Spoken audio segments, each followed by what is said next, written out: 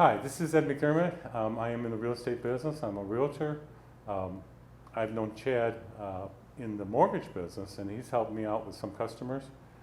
Basically, he's the guy that you need to go see if the lender says you need a little bit of help with your credit. Okay, Chad? Excellent. Thanks, Ed. So again, I'm Chad Kusner. My company is Credit Repair Resources. We are focused on helping consumers that have been through economic events navigate their way from bankruptcies, job loss, medical events, and divorce.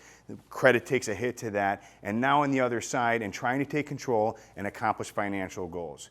What we'll do is evaluate your credit at no charge to identify if our services may or may not even help you. If we think we can help you, we'll get you assigned to one of our case managers that becomes your advocate during the entire time you're with us.